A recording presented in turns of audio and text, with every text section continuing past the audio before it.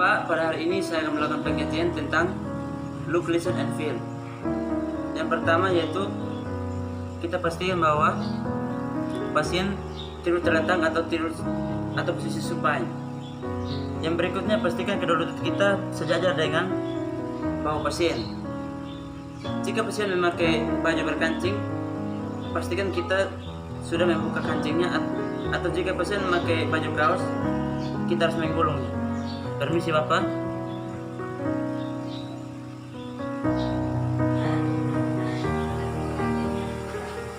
Oke, yang berikutnya, telinga didekatkan di mulut dan hidung pasien dengan jarak 1 cm. Yang pertama yaitu look, kita melihat pengembangan ekspansi paru. Yang berikutnya listen and feel, kita merasakan dan mendengarkan suara nafas yang dikeluarkan oleh pasien.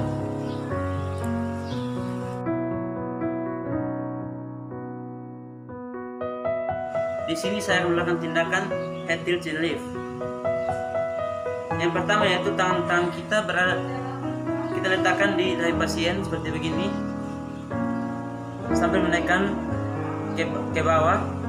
Yang berikutnya, kedua jari pasien yaitu jari telunjuk dan jari tengah berada di bawah dagu pasien sambil mengangkat seperti ini. Yang perlu kita perhatikan bahwa kita harus pastikan bahwa pasien terhindar dari cedera servikal.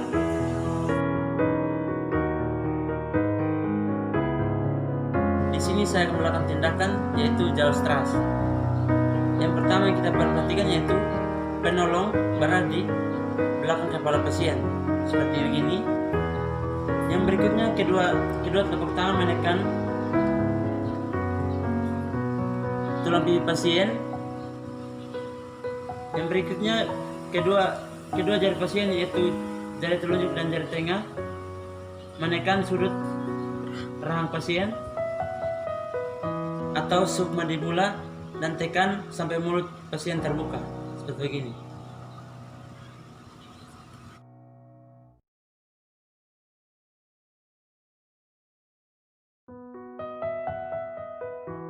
Pada kesempatan kali ini saya akan mempraktikkan tindakan RCP pada pasien dengan henti nafas. Yang pertama yang kita perhatikan yaitu kita mencek rasa pasien seperti begini. Bapak. Ketika pasien tidak merespon, kita segera minta bantuan.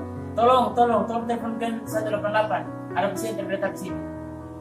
Habis itu ketika kita minta bantuan, kita pastikan pasien dalam posisi aman, terus pastikan lingkungan aman, pastikan kita sebagai penolong aman. Yang berikutnya kita periksa nadi karotis. Begini teman-teman.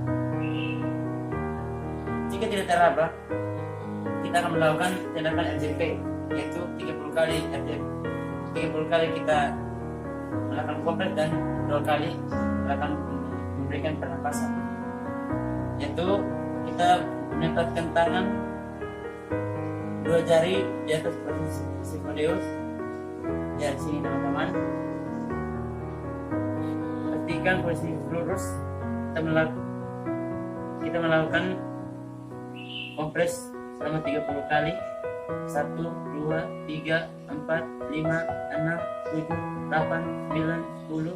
1, 2, 3, 4, 5, 6, 7, 8, 9, 10. 1, 2, 3, 4, 5, 6, 7, 8, 9, 10. Yang berikutnya kita buka jalan nafas yaitu dengan cara ini. Tangan satu di atas, dua jari di bawah dagu. Itu dengan head tilt, chin lift atau jaw thrust. Yaitu kita periksa apakah ada benda asing dalam. Jika ada, kita mengeluarkan dengan pinjet. Yang berikutnya kita memberikan pernapasan yaitu dengan 2 kali sambil memperhatikan dada pasien.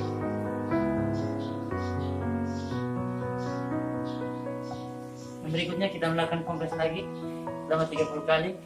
2, 3, 4, 5, 6, 7, 8, 9, 10. 1, 2, 3, 4, 5, 6, 7, 8, 9, 10. 1, 2, 3, 4, 5, 6, 7, 8, 9, 10. Yang berikutnya kita berikan 2 kali pernapasan. Sambil perhatikan nada pasien. Lakukan ini selama 5 siklus. Berikutnya lakukan lagi. 1, 2, 3, 4, 5, 6, 7, 8, 9, 10, 11, 12, 13, 14, 15, 16, 17, 18, 19, 20, 21, 22, 23, 24, 25, 26, 27, 28, 29, 30. Berikutnya kita berikan 2 kali nafas.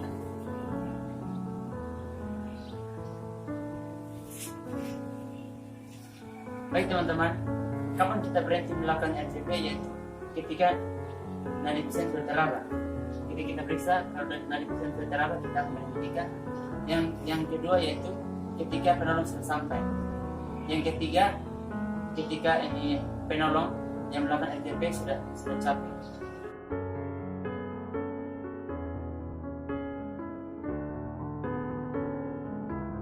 Selanjutnya saya akan memberikan tindakan RCP pada anak, yaitu anak ini berusia 11 tahun. Jadi teman-teman yang kita perhatikan yaitu pada anak, kita harus mengecek apakah anak itu sudah pubertas atau tidak. Ketika dia sudah pubertas, berarti kita melakukan tindakan RCP seperti orang dewasa, yaitu dengan dua tangan. Jika anak belum pubertas, berarti kita melakukan tindakan satu tangan. Kalau anak yang dilakukan tindakan RCP setangan itu umur 1 tahun sampai 12 tahun. Yang berikutnya kita mengajar pasien. Adik, halo. Jika pasien tidak respon, kita segera memanggil minta bantuan. Tolong, ada anak yang tergeletak sini.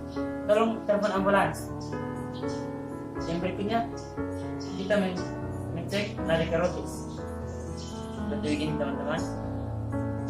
Kita cek ketika ini nadi tidak teraba, kita segera melakukan RCP, yaitu sebanyak 30 kali terbanding 2.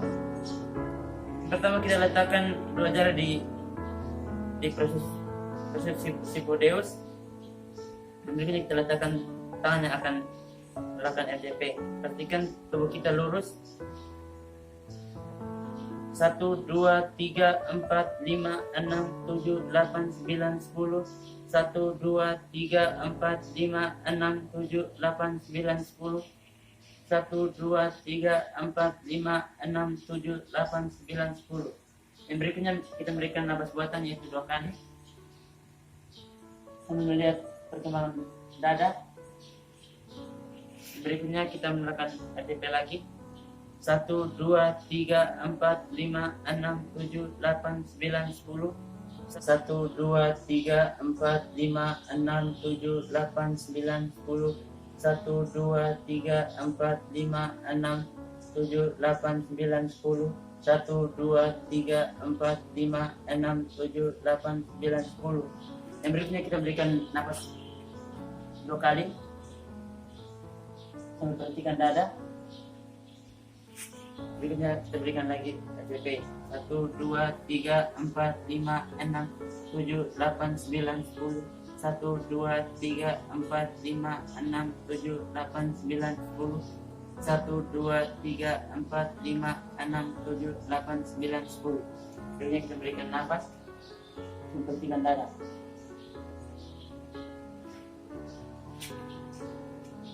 1, 2, 3, 4, 5, 6, 7, 8, 9, 10.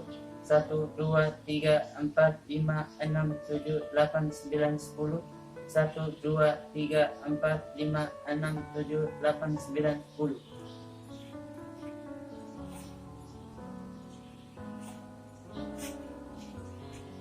Satu, 2, 3, 4, 5, 6, 7, 8, 9, 10.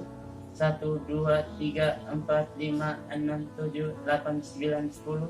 1, 2, 3, 4, 5, 6, 7, 8, 9, 10.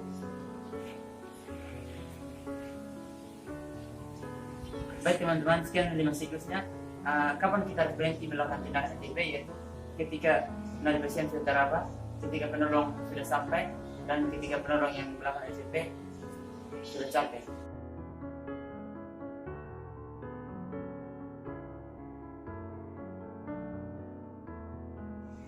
Yang berikutnya saya akan melakukan resusitasi jantung pada bayi neonatus. Alat yang kita butuhkan yaitu stetoskop. Yang berikutnya penolong berada di dekat pasien, samping pasien. Ini adalah contoh bayi neonatus yang tidak sadarkan diri. Prosedur kerjanya kita harus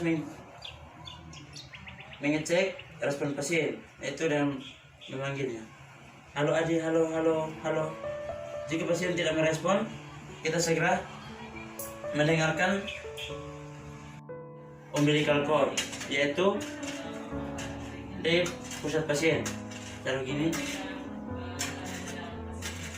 Jika mengalami penurunan, kita segera melakukan RJP, yaitu 2 jari di bawah puting susuk pasien sebelah kiri.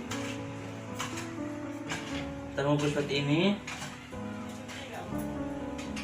pas ini. Yang perlu kita perhatikan yaitu ketika kita melakukan RJP pada neonatus, kita memakai 2 jari. Dan cara begini, pastikan jari kita lurus.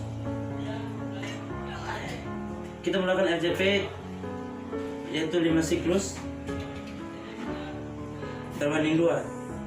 1, 2, 3, 4, 5, 6, 7, 8, 9.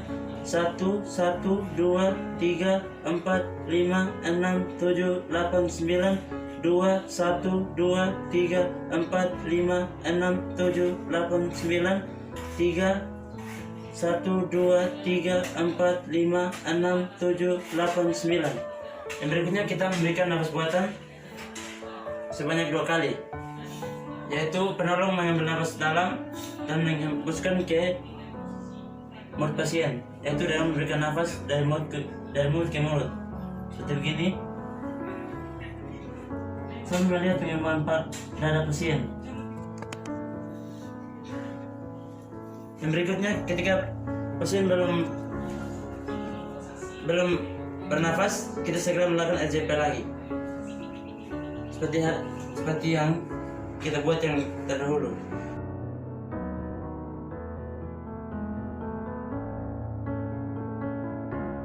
Tindakan yaitu direct pressure atau pembelutan tekan pada pasien yang mengalami luka. Yang pertama, alat yang kita butuhkan yaitu hand school dan kasa. Yang berikutnya prosedur kerja, pastikan pasien tidak terlentang atau supine. Yang berikutnya penolong berada di sisi pasien yang terkena luka. Penolong menggunakan hand school.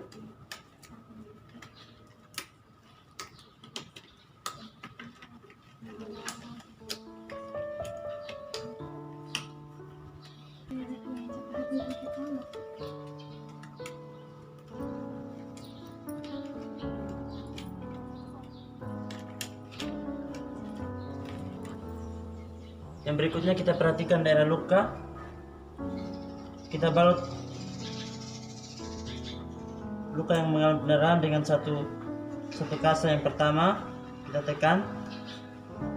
Jika sudah tembus, kita balut lagi dengan kasa yang kedua. Jika masih tembus lagi, kita balut lagi kasa yang ketiga sampai kelima.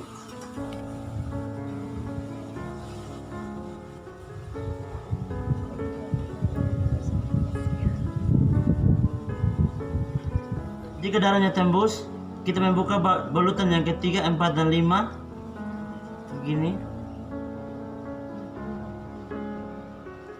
Kita menyisakan 1 dan 2. Yang berikutnya kita ganti lagi dengan balutan yang masih bersih, yang baru. Kita tekan lagi sampai balutan yang kelima.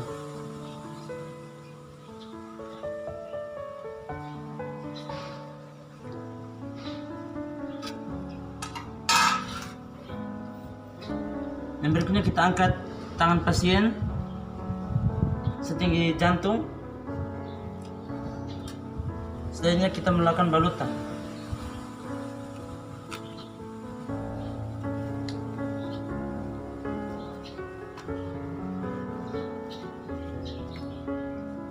Jika tangan pasien masih berdarah, kita segera membawa pasien ke fasilitas kesehatan terdekat.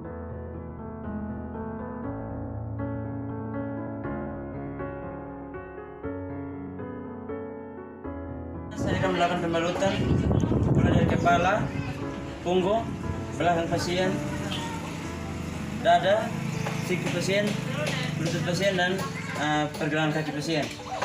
Yang pertama yaitu alat yang kita butuhkan yaitu bidai yang berbentuk segitiga yang sudah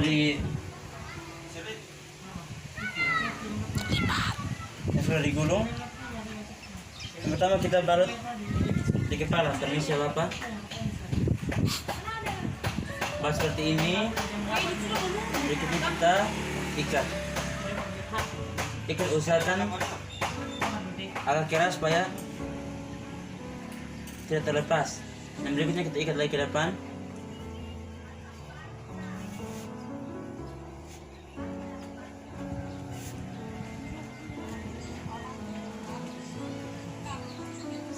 Nah, ini adalah teknik balutan di kepala ketika kepala pasien mengalami cedera.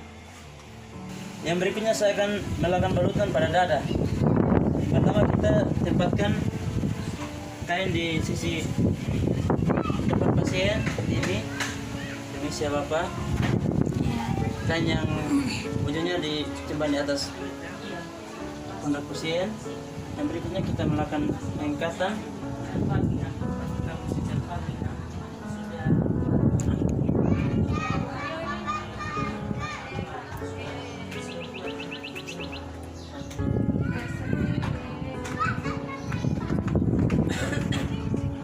Ikat lagi ke sini.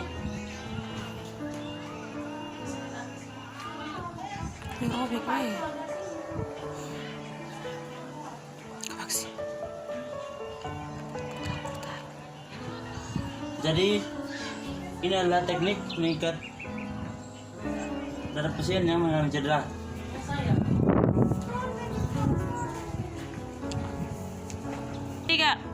Yang berikutnya kita melakukan pembalutan pada belakang pasien atau punggung. Permisi ya Bapak.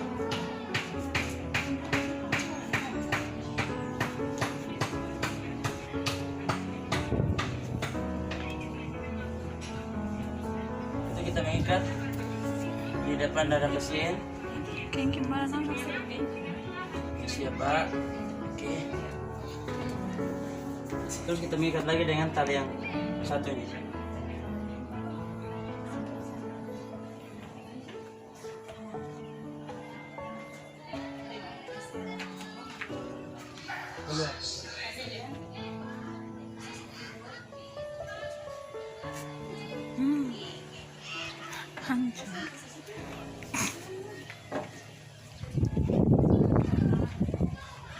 Oke. Inilah teknik membalut punggung atau belakang pasien. Selanjutnya saya akan melakukan pembalutan pada pundak pasien dengan bidai yang sudah dibentuk menjadi seperti dasi. Permisi ya Bapak. Berikutnya kita mengikat di ketiak pasien seperti ini. Berikutnya kedua kain diikat ke sisi kanan ketiak pasien seperti ini.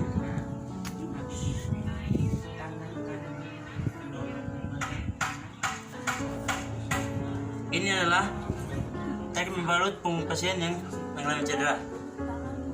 Yang berikut adalah teknik membalut siku pasien yaitu posisi 45 derajat. Siapa?